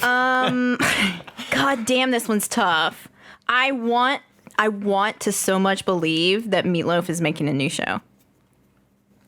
I want to believe that. I'm going to go with the Spring Break one. As much as I believe in the Flavor Flav reality of Meatloaf, The Flavor Flav? I'm going to go with Spring Breakers? Spring Breakers. Also, You think the Spring Breakers is the real one? I might be pulling a little bit of a Price is Right scenario here where, I'm doing the $1 bet. Oh, okay. You fuck. The Spring Breakers one is from theonion.com. Yeah! Wait, was I saying which one's fake or oh fuck? You idiot! You lost, AJ. But that means I can end up on. It's short. I can like skim through both of them because I think they're both funny. Miami dismissing efforts to curb the coronavirus pandemic. Spring breaker Jaden Renfro told reporters Tuesday that he wouldn't let the city's curfew policy stop him from doing whatever he does while blackout drunk. You're stupid if you think some government regulation is keeping me from getting so hammered that I'm incapable of remembering a single second of this vacation, said Renfro, criticizing legislatures for infringing on his ability to wake up with his face covered in marker and the taste of blood in his mouth. Oh my God, what are the kids doing? If I want to go out and do whatever it is that made my sandals tear in half, then that's my prerogative. I came here to get lit and make memories I'll hazily recall for the rest of my life at press time. Renfro breathed a sigh of relief after discovering he was in a county prison cell for public urination instead of violating curfew. So that's the fake one. I keep hitting my mic. I'm sorry, guys. Let me post that so I don't lose it. And then I'll skim through the meatloaf one because that's also hysterical. And the picture of the meat of like the picture of the meat, the picture of meatloaf that they picked is, I don't know. Can you imagine if that's what it's me? I'm the meat. I'm the meat. I'm the meat. I'm the meat In this world where everything is either about superheroes or some cheap and lazy, we can film this over Zoom bullshit. Hey, that's what we're doing. Stop it. It's nice when an idea comes along that's just goddamn great. We're talking about ideas that prove there is an art to entertaining people. Not all media needs to be the sort of disposable trash you put in the background while you do something else. I feel like we're getting personally attacked. Right? Wow. Like, how dare you, Meatloaf? I'm coming for you, meat. Yeah. This story isn't one of those ideas, but damn, it sure is nice when those things come along. Anyway, Deadline says that Meatloaf has teamed up with production company Nobody's Hero, best known for Netflix, nailed it, to create a relationship competition series called I Do Anything for Love, ... but I won't do that. Yes, like the song, where couples compete in a variety of comedic physical games that test how much they actually trust each other. It'll all be set to a soundtrack of classic hits, with Meatloaf executive producing and serving as an ethereal figure behind the madness. I hate it here. I hate it here. I want to post that. All right, can I just say this? When it comes to like old actors, well, maybe not actors because you need old people, old musicians, old celebrities in general, can you all just fuck off? Like, you had your time in the spotlight. You know, we don't need you anymore. Like, Meatloaf is 73 years old. Okay, this man does not. He's lived his life. Retire with some dignity. Let us have the spotlight. All right, it's our time now. It's not your time was the 80s. You're done. You had a shot. You had your shot. Paradise by the dashboard light. Move on. You were in the Rocky Horror Picture Show. That was great. Mm-hmm. They killed you. They ate you. You know, because you were Meatloaf. Light cannibalism. Like, your time is done. All right, these old celebrities need to stop trying to be relevant. They need to stop. See, this is why I was against the Expendables. Because of a bunch of old celebrities just getting together for their last fucking hurrah. But also Ronda Rousey was in it, and she's terrible. Was she? Yeah. True. Which one? She must have been in like the third one. No, she was in the first one. Ronda Rousey was in the first Expendables? Yeah, I'm pretty sure it was the first. I've literally never seen anything else, and that was the one that she was in. No, she wasn't in the first. Ay, ya, coño. There's no way, because the first Expendables was only like the A-list like fucking action stars, and she wasn't anything yet. And then by the time like Expendables 3, they're like, let's just get any fucking little chump in here who's flexed a muscle on screen. Like, but the first Expendables was only like the 80s A-listers. So like, there's no way that she was in that. If I saw that, I don't remember. Yeah. Sam's gonna. She's googling to prove herself wrong. While she does that, we'll. Okay. I remember when I told you. Relationships. Remember when I told you that I woke up punching the bed? Yeah, that's true. Oh my God. I literally woke myself up today. because in my dream I was gonna punch somebody, and apparently I like had my arm up and I punched down on the bed. Oh my god! Oh my god! Thank goodness you're on vacation. Sounded like you needed it. That's how you know you've waited too long to take a vacation. Like where you're punching in your sleep. Yeah. About to act up and punching. About to act up. What'd you find? Huh? What'd you find? I forgot how to spell her name. Wait, no, Stop! Ronda Rousey, Expendables 3, done. Look at that. All it took. I'm gonna tip this stool over. All right. I saw the title of Sam, so I feel like that's the ender for relationships. Okay. And you just read, so I'll go ahead and read, then you can be the sandwich if you're good with that. Okay. So, where's mine? Okay, this one. Nice and short and simple. Okay. My former manager wants to drink with me and catch up. Oh. OP is 18, female. Former manager is 28. Nope. Oh, nope. I'm reading this as a warning to again, much like with the comment we had earlier, right? There are a lot, people are stupid. And it's so we need to be on this type of story, we need to be that fucking that sword and shield that goes, this is terrible. Mm-hmm. So I worked at this place from the ages of 15 to 18. The first 2 years I worked there, the said manager was there. So he knew you when you were 15. Mm-hmm. I didn't like him at all, so we never spoke. I haven't seen him around in 2 years. A few weeks ago, he randomly followed me on Instagram and then messaged me saying hi. I thought this was weird since we were literally never friends, and he just started talking about random stuff. He asked how old I am now. Red flag! And said he wanted to catch up. Red flag! He suggested drinking together. Red flag! Next time I'm in town, and said he wants to meet up again. I haven't responded to his message in a few days, but I feel like it would be rude to decline. And this is why I wanted to read this. I think this is kind of weird, so I'm just asking for input on whether I should meet this guy or not, since I don't want to be rude. Thanks.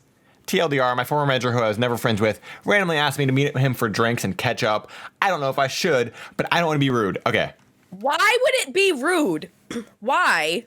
I don't want to shit on this OP, but she doesn't know. But you want she to. doesn't know.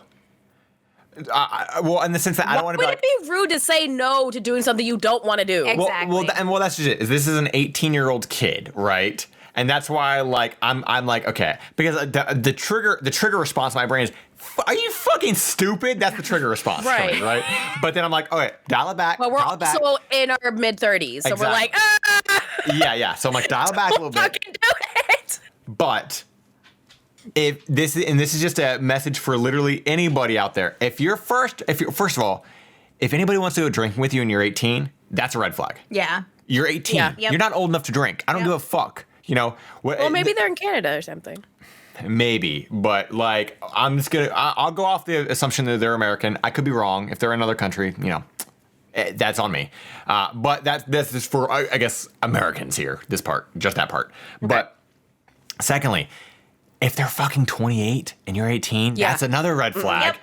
Yep. If you didn't like this person, you literally said you don't speak to them because you didn't like them, then you don't have to speak to them now. Exactly. And you don't ever have to feel rude about not responding to somebody on social media. Yeah. Dude, like, it's social fucking media. Yeah. It's your world. This is your house. Block him. Block him and be done with it. Like, this dude doesn't want to catch up. He wants to fuck you. Like, if his first question was, how old are you now? That's the fucking red flag. Yeah. That's he went, the red she's flag. legal now. That is the red flag. I literally was talking to AJ about this type of thing the other day when we went to go get coffee, which is, it's so weird to look back on I have no idea if you feel the same way, Sushie, but it's so weird to look back at like a 16-year-old you and go, oh fuck, when that 26-year-old dude was into me when I was 16, that that was grooming. Oh yeah, for sure. As a 16-year-old, you think you're so fucking like, oh, well, this is a little weird, but it's kind of cool, so I guess. People like me, But then you get older and you're like, oh God, that was a pedophile. Yeah, right. What the fuck? Yeah. Yeah. I mean, I kind of knew that if they're wild older than me, that was a stranger danger situation. But there was one. I know this is hard because I remember this person was in my high school, but I believe I was a freshman and they were technically 18. I didn't date them or anything, and nothing weird happened. But I was 15? Yeah. So it's kind of, but they were definitely 18. Yeah. High schools get weird with that kind of stuff because it's just a weird thing with high schools. But this kind of shit is people are. I don't know if it's just the way that she was raised or the way people are raised in general. But this whole idea of I can't be rude. No, it doesn't matter. You don't owe anybody anything ever. You don't work there anymore. You don't owe him anything.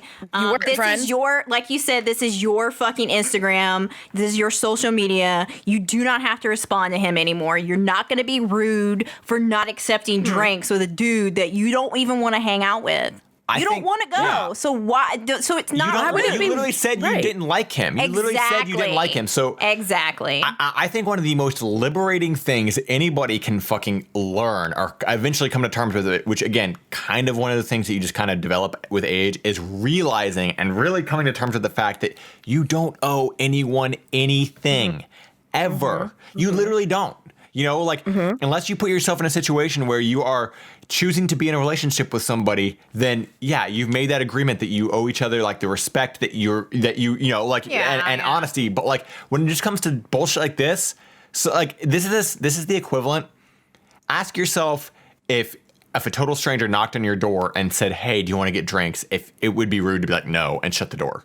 Because that's what this person is doing. Yeah. They're coming to your house, they're knocking on your door, they're soliciting you for drinks digitally. And you weren't friends with them. He randomly followed me on Instagram. Awesome. So years after you have worked at that place, he now found you. Oh my God. Ew, you're right. It's so much weirder when you say it like that. You. He was looking for you. Yeah. You don't work there anymore. Exactly.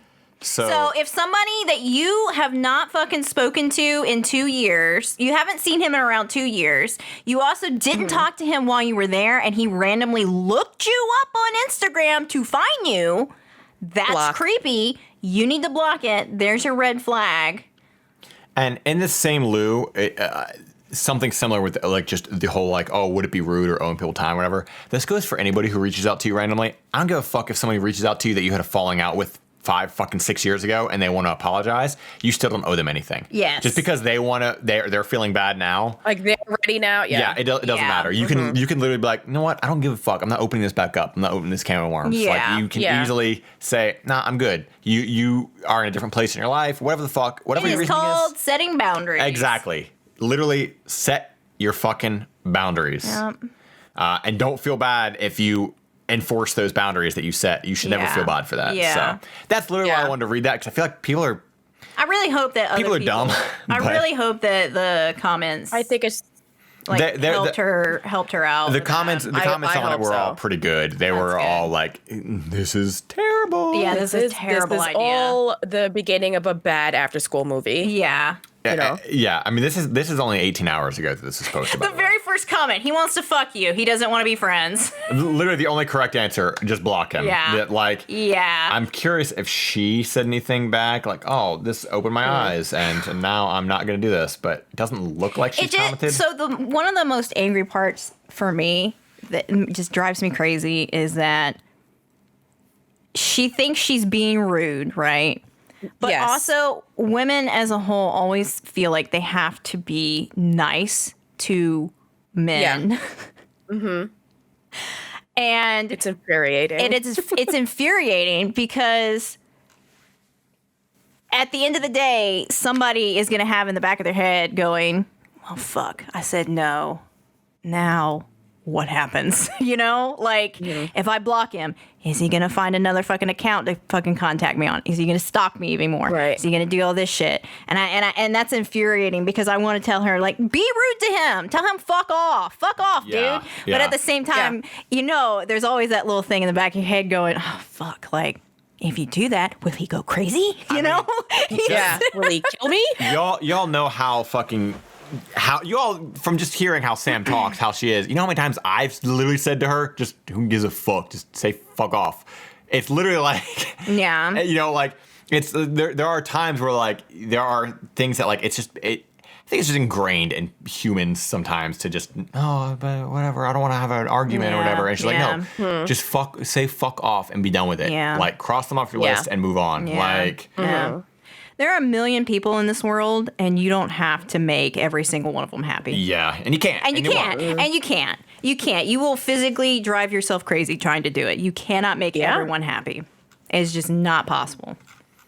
But yeah, I love how everybody's like, no, absolutely not. literally every single No. comment Nope, is don't do not it. Don't fucking do it. engage. I'm telling Do your not mom, engage. don't do not it. open that door. Nope. No. Ew, he's 28. You What a don't loser. even- He's hitting up 18-year-olds and going to the bar. you could tell him you're 17, see what he says. But I don't do that. But like, yo, like that's your fucking clue right there. You know, like if this dude is still. Here's the thing. This isn't even a say no situation. This is just delete it. You just move it. Don't even fucking respond. You don't owe the response. If you said no, you gave him another fucking ability to respond to you. Yeah. You say nothing. You just move it into the garbage can and move on. You know, like it's just you don't owe any form of response. You don't even owe him a no. You don't owe the common courtesy of saying no. You owe nothing. Yep. Just fucking delete it. Yep. What have you got for us, Sushi? All right. My fiance cheated with my best friend. And here we I are. read this one And last here night. we are. Oh, did you really? Oh, I haven't heard this one. Okay. Yeah. Okay. Ooh. Oh no. Okay. I'm not going to read the TLDR because it just explains the whole thing. So It's just I'll the read post. it. It's just a post. They should. Why don't they put them at the bottom? I don't I don't know. Whatever. Here we fucking go, Reddit. My ex-fiance cheated on me with our mutual friend and roommate. We'll call her Eve and him Adam. Yep. I remember the Adam and Eve part. I was like, really? Adam and Eve? Yeah. Roommate. I've been with Eve since we were juniors in high school. We dated for 8 years and got engaged 5 months ago. Adam came to my engagement party. Recently, I got the chance to see my family in another state for the first time in 15 months and help raise my newborn nephew. Aw. I was there. I know, it's cute. I was there for only 13 days of a planned 2-month trip when Adam and Eve had sex. Oh, God. I immediately flew back home at a great personal expense to deal with the situation. How did they know? That's what I was about to say. Like, Do you have a nanny cam? whoops, how did we you had know? sex. Come home now. Right. I mean, Even I've got that has- call. Are you fucking kidding me? Yep. What the hell? So, yeah, I've had that call. What the fuck? Who does that? What? Psychopaths do that. What? Yep. I was at a work party and I got that call. Hey, What? I know I told you that I was driving to my mom's house for the weekend, but I actually went to my ex-boyfriend's house. No joke. Oh my What? God, AJ. I've had that call. Yeah. But if you're gonna cheat, why are you fuck? setting yourself up? People are Why are fucking you like? crazy. Why are you self-snitching? People are fucking crazy because they love the fucking drama. They like drama. Ew. Oh fucking my crazy. God. See, that's why you just need to be with a stoner because my brain doesn't even like go that way. I'm like, what? That sounds like a lot of trouble. Be with stoners. You're Oh gonna my God, self-snitch? that's I don't have the energy for insane. that. It's also that guilt complex, I guess, that people get. Oh Yeah. no, 100%. and 100%. You're Yeah. like, man, you chose now to like. I don't know. I kind of don't believe in that because not that I don't believe in it, but it's like you feel so guilty after. Then why'd you do it? Who fucking knows? I don't know. If you're so like beat up inside, you would have had some remorse before it happened. Yeah. Yeah. You know, I don't know, whatever. Eve has made it clear we have no future together. She has already moved out of our house to live with her parents. Her family has been my family for the past 9 years, and I truly don't know what to do without them. Oh, that's sad. Moreover, I'm recovering from surgery and Eve was financially supporting me while I recovered. So now, in addition to losing my fiance, I have also lost my ability to pay rent. Adam has shut himself down and is clearly wallowing in guilt. Frankly, I don't want to lose his friendship because the truth is Eve was going to cheat on me and break up with me no matter what. Adam has a crush on her. Oh, it's more than a crush. And she got him drunk. Oh, we're blaming the woman now? She got him drunk? She got him drunk and slept with him. I hate it here. Not that he was exactly unwilling or anything. Yeah, it's all her fault, the siren. What a Medusa. Oh. I mean, they're both at fault. Yeah. They're both stuck, but we're blaming it all on her. I hate everyone here. Is there any chance I can keep my friend oh my God, it's happening again. I'm having a seizure. Perhaps, more importantly, how do I keep one iota of happiness in my life? I have no interest in any of the things that used to bring me joy, and I don't know what to do about it. Thanks, peeps. TLDR, my fiance cheated on me with my best friend / roommate. What can I do to keep a semblance of happiness in my life? Well, first of all, let's not all just blame Eve. Make Adam pay for everything.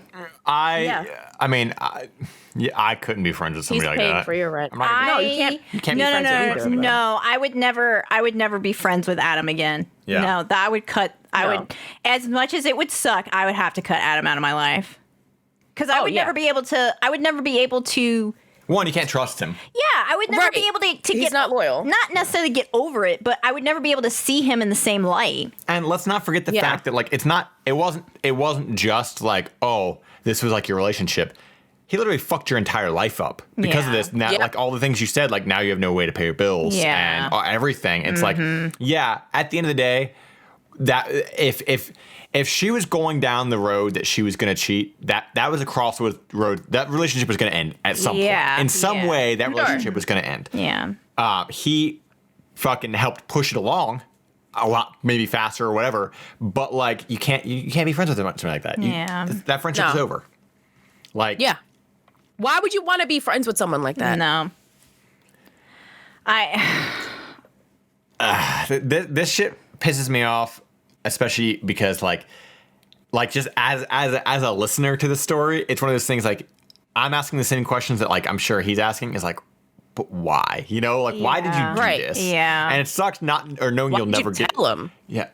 Right. Yeah. It just sucks knowing you'll never get that answer. You know, like you're not. But also, no matter what, the answer won't be good. Yeah, exactly. Yeah. You're never gonna be happy with the answer. So there's no point. Yeah. Like there's no closure to this situation. Your friend and your fiance cheated with each other, you know, and like how do you get the answer isn't going to help you. God, I had another similar situation to this too.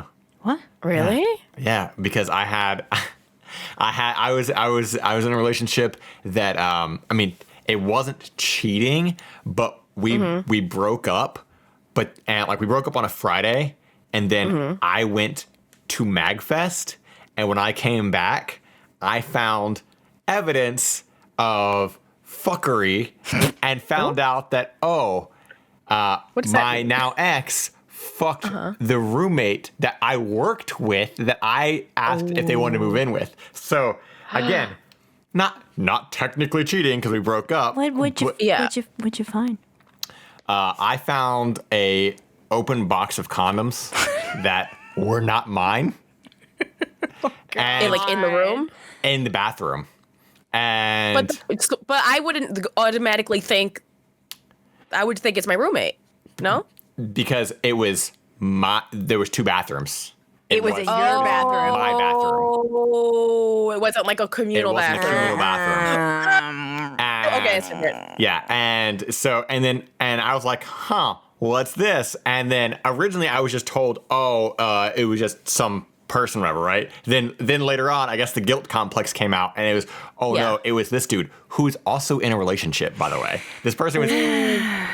His girlfriend was over all the time, and I worked with him. So I had no escape. I was literally living at home with my ex and this dude, and then going to work with this dude too. Needless to say, there's a big reason why I don't do roommates anymore. But yeah, I mean, I don't blame you. Very similar to the it's like a weird crossbreed of this. Yeah. But yeah, Man, we're digging up all sorts of my memories, huh? I love it. I don't have any stories that bad. I don't think. I had one boyfriend that he had like an ex-girlfriend that he stayed friends with, and I generally don't like care about stuff like that, but they made it a weird thing that like they were like I don't know. I'm very like Whatever. que sera. Yeah. And then it became a like, don't worry about this person. I was like, I wasn't, but now that you say don't worry, now I'm worrying because I wasn't worried. Yeah. But now you keep telling me not to worry, and now they're married and they have a kid. So don't worry about that, huh? Don't worry about it. Don't worry. I mean, I wasn't worried then, and I'm not worried now. When they got married, you should have just written them a card that says, don't worry about it. Don't worry about it. Don't worry about. Oh, and then she like really like didn't like me, and I'm so like I don't know. I'm so likable. I feel like anyone who like really doesn't like me, I'm like, what's going on with you? Yeah. God. Because I'm so blah. Yeah. It sucks for this dude because I would just say, yeah, you lost everything, but now you can rebuild. Yeah. Fresh. You know, like. Oh, this That's situation the- sucks. Also the whole thing where like someone else's family kind of becomes your family. You get close to them, and they were together for 8 years too. 9 years. That's a long time. That does really fucking suck. And now this is another thing to add to that too is they were in high school, and I feel like if you get that bond with another family that young, Yeah. it's a lot different than like, okay, I met your family at 40. You met this family when you were a teenager. Yeah. So yeah. like Yeah, that's really, really rough. that sucks. That really does suck. I mean, when it comes to financial thing, I don't really think there's any advice that anybody can really give because that's just a shitty situation. But Fuck her. She should still pay for his stuff. I mean, fuck. Yeah, for real. I mean, yeah. Until he can like, work or You're like, literally the reason that like he can't pay for anything right now because you decided to break it all off and you were paying for it before. Cool. Right. Hopefully this dude has somebody, another friend or another family member he can lean on a little bit. I hope so too. Because that's just a shitty situation. And also, it also sucks to like recuperate from a surgery by yourself. Yeah. Yep. So hopefully he's got somebody that he can talk to. Oh my God. That's tough. Mine's not going to make it better. Sam's is pretty fucking. So this one was sent to me again. Ooh. Fancy. And it's a wild roller coaster ride. Okay, I'm ready. I'm very excited. All right. Feeling annoyed because I drank my boyfriend's pee. Ma'am, what? I was ready for the classic sushi. Excuse me. I was waiting. Hold on, I wasn't ready for that. Well, you never drank little man piss. I hate it here. Okay, I didn't know that's where we're going. Okay. Little man pee. I'm just feeling annoyed, you know? I'm just annoyed. It's really I drank annoying. pee. First, I had to eat his bad chili, then I had to drink a little bit of his pee, and I just. Oh my God, I hate you so much. Stop it. I'm just so annoyed right now. He keeps putting corn in his pee. I just don't get it. Guys, I'm getting bullied by them. I'm a little annoyed because my boyfriend keeps pissing chili, and. Someone get me out of this. This is a simulation, I know it. Hi, Reddit. I am slightly frustrated and confused. Just slightly. Oh my God. Oh my God. I bought a bottle of wine about 2 days ago. I, 23 female, went to grab a glass of wine while I was cooking dinner for my boyfriend, 21 male, of 1 year, in my small one-bedroom apartment. Stop it. I can't take it.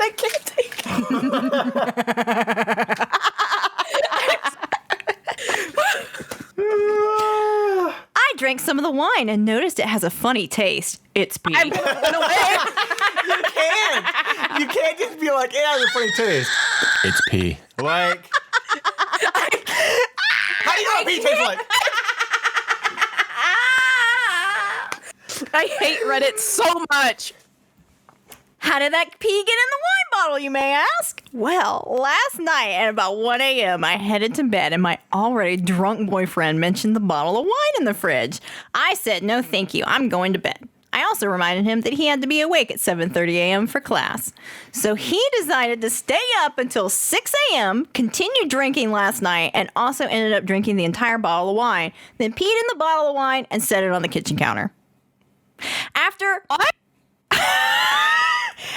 waking him up in the morning, I get up, walk into the kitchen, see the bottle of wine sitting out. I placed it in the fridge. Fast forward to now, I decide I want a glass of wine while making dinner, and I end up drinking it. Shortly after I drink his pee, and I am continued to cook his dinner, he leaves to go to the bar with his buddies. He may or may not come back tonight. So I'm just sitting here now, kind of not sure whether to laugh or be mad. It's weird, you know. On one hand, it's a funny, stupid mistake. I should have been more careful. This is not the first time he has peed in bottles. Stop. What? Oh my God. But on the other hand, I live in a small one-bedroom apartment. The toilet is not far, and neither is the sink to dump out a bottle of pee. How do you think you would feel or react? TLDR, drank my boyfriend's pee from a wine bottle on accident. Not sure how I'm feeling. I'm just looking to rant. I really appreciate that you read my post. Thank you. Hated here. You got sent that post? Yes. I thought this was going a completely different place. I didn't really know how this was going to react. I'm upset. I thought Well, I'm upset here. Well, I don't know where would you like me to start? Okay, Sam? so first, why are you peeing in bottles? Right. Why are you peeing in bottles? Why is this a thing that people are doing? Like, go to the bathroom. Why are we peeing in jars and hiding it under the bed? Like, why are we doing this? Why'd you pee in a bottle and then just leave it on the kitchen counter? Why? Like, why did you do that? Listen, we've all done some stupid shit when we're drunk, especially at 21 drunk. yeah. Sure. But I feel like even when I'm drunk, or even when I was drunk, even like in my early 20s, there was always that part of my brain that was like, okay, but don't do anything too stupid. You know, like somehow, like I might do something stupid, like physically, like, oh, let me fucking throw my body on the couch, or I don't know. But I'd always be like, wait, make sure you do it on the couch, not the floor. You know, like somehow, I'm smart enough to know, like, don't do the thing that'll permanently scar me, or piss in a bottle. Don't we have an actual clip of you falling over off the couch drunk? Yes, we do. Didn't you fall in the shower on stream? No. Wait, what? What? Remember when you would do like karaoke? Not karaoke, like the shower videos. First of all, those aren't streamed. Those are just for fun. Now people are gonna think I made like porn in the shower. They were. No, it wasn't porn. It was like a joke. Yeah. It was like karaoke in the shower. I'm not making that up, right? No, you're not. You're talking about when I took the chocolate and sprayed it all over the walls and did the It's Raining Men. Oh, you didn't fall doing that? No, I didn't fall. Not porn, by the way. Not porn. No, it's not porn. AJ used to do a lot of stupid videos. Yeah. He still does. I need to get back to those. Needless to say, none of that was okay. But But me, you didn't fall doing karaoke. No, he did. No, I fell there. That was different. That was actually an actual karaoke bar. What? Oh, yeah. Oh, And that was when I tore open my arm, and I have a video, because I was singing fucking edema. Why do I have like a memory of you like grasping at a towel rod and falling singing? Oh, that wasn't singing. There's a story there, but we'll have to say that on the podcast. That was another thing when I fell out of the shower, tried to catch myself on a towel rod and ripped it off the wall. How many times have you fallen? How many times have you fallen on camera? Okay, but that wasn't on camera. I think it wasn't. Okay. No, I forgot that you fell at an actual karaoke place. Yeah. You fell again when you did karaoke on stream, and that was when you tore down the mic, you flipped the scene changed. Oh, the scene changed. That was during Twitch Sings. Watching it, I'm like, you're fucking fucked up. That was Twitch Sings. Linda was like, what the hell? Yeah, that was Twitch Sings. That was okay. The mic fell over, the camera went awry. I The knew I wasn't scene making this shit changed. up. I remember like watching and being like, wow, this is crazy. Because I never did Twitch Sings like sober. Right? I'd always had to like drink a 6-pack before I did Twitch Sings. Lord. Man, how did this become about me? I'm not making memories up. Because you said you never do stupid shit drunk. But I said I don't know. But I said I'm always smart enough to not like fucking piss in a bottle or something. Yeah. You know? I'm like, okay. Yeah. He just did this, So- get drunk and do karaoke sometimes. So it gets worse. Of course it does. Oh God, no. So OP said, I've been told that guys pissing in bottles was not an uncommon thing, so that's why I never thought too much about it. I do end up cleaning up the bottles normally and dumping them, but this time it was because it was on the kitchen counter. I assumed it was wine. It looked like wine also. To be honest, I really thought guys pissing in bottles was normal, but from this thread, I am seeing that it is 100% not. I feel so disgusted, grossed out, and disappointed. I am feeling like I am just supposed to laugh it off because pissing in bottles is, quote, normal, and I just got mixed up. Earlier in the day, he returned from class and said he wanted to nap for a few hours. I asked him if he was eating dinner with me and what time he wanted to be up. Later in the day, I woke him up while making dinner. The wine incident occurred, and then he told me he was going to drop by the bar to have a beer with his buddy. Imagine your girlfriend's like, hey, I drank that bottle of fucking pee you left on the counter, and he's like, I'm going to go to the bar with my friends. I'll be back later. He has a drinking problem. Yeah, right? Right? If Like, he downed a bottle of wine alone. Yeah. Like, And then peed in the bottle and left it on the table. I was very frustrated and told him I was feeling annoyed about him not dumping the bottles he pees in and that the kitchen counter was a horrible place to put a pee bottle. Let's be very clear here. Don't put your pee bottles anywhere. Nowhere. Don't pee in a bottle. Unless it's an emergency. I did not have much else to say and was also annoyed because I was cooking us a pretty extravagant dinner and he was just leaving for the bar. I felt that his quick trip to the bar would be a good moment to arrange my thoughts so I wouldn't just blow up on him. So other than my few comments, I said nothing else. He left about 3 hours ago and he has just told me he was going to play poker with his friends, so I know he is out for the night. Yeah, there's no such thing as a quick trip to the bar. That's never been something that's been true that someone has said. yeah. I'm so mad for her because this dude literally made it seem like it is perfectly normal behavior for him to pee in bottles. Yeah. And that's the thing is everybody commenting is like, you have cleaned up multiple times from him peeing in bottles? Yeah. No, dude. Girl, she's 23. You're 23. He's 21. You can do better. This is not worth putting the effort into. You're trying to make an extravagant dinner for him, and he's going to the bar with his buddies. Like, he doesn't appreciate you. He doesn't care that you drink his piss. Like, honestly, just anyone who uses the bathroom like a normal human being is that's already setting the bar much higher.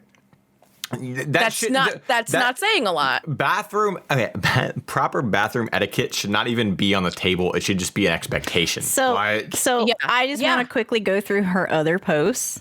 Okay, other posts that she's made. So before she got with this dude, she posted, ended my 3-year relationship with my 28-year-old boyfriend because he had not gotten his driver's license back yet. So then she talks about how she used to work with this dude. Date week 3 and the touch barrier has not been broken, and basically going on about how they've been on 3 dates with this current dude, peas and bottles, and he won't hold her hand or anything. Why is she not at all with him? Okay, so then I don't think my relationship will survive COVID.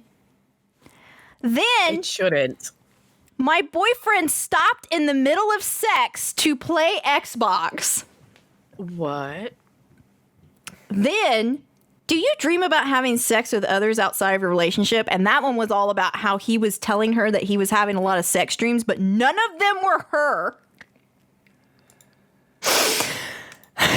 There's so many. So the one about the Xbox is literally she was saying that she feels taken for granted because they were having sex while so basically he was playing video games with his buddy. They took a break. They had sex, but then his buddy was on the headset like, hey, yo, you want to play? Blah, blah, blah. He grabbed the headset while they were having sex, grabbed the controller, left her on the couch, and went to play Call of Duty. Then literally only someone who plays Call of Duty would do that, though. Then came back to try to initiate sex, and she was like, "Are you fucking kidding me?" I am upset. Can I burn him at the stake? Is that? Can we arrange that somehow? Like, do we still do those things? I hope to fucking God this girl just. If you have to make these many posts about one dude, you already know the answer. Yeah, about your 21-year-old boyfriend, like. Holy shit. Yeah. The bar is so low. It's so low. Get out. I love the fact that she's like, I'm feeling annoyed because I drank my boyfriend's pee. Is that the only emotion? Not every other emotion? She probably needs to see. She's going to need therapy after this. Like when she realized everything that, like when she's like, I'm going to call it 27 years old. When she's 27 and all of the, the neurons are firing, she's going to need some fucking therapy when she realized everything that just happened there. God, this poor woman. This poor woman. I feel so bad for her. She also she needs to step back and maybe figure out the dude she's picking too. If one, that other one was when she was 21 and she was dating that 28-year-old, and he's not going to get his license back and all that stuff. Like, you clearly have an issue with whom you're picking. You need to figure out what is that void that you're trying to fill, and why do you keep grabbing the wrong? So tools? that one was the dude had lost his driver's license because of a DUI. Oh, and then it had something to do with he was too lazy. He was allowed to get it back, but he was dependent on her for driving her around, and he was too lazy to go and get his own. Oh, and he has a driver, so why go get one? I'll put money on the fact that her father's an alcoholic, and so she keeps ending up with alcoholics. We need more information. That's just that's my personal guess. Or it's in her family. It's somewhere. And she keeps fucking finding these alcoholics. Yeah. And I didn't even catch that. Yeah. And so because that guy had gotten a DUI. Yeah. And now she's like, this is normal, right? No, nothing here is normal. This is all normal. No. You need to dial it back. She really is being taken advantage of. Yeah. You need to step back, get out of all these relationships, figure. She's being too nice for sure. She's very naive. She is. Yes. 100%.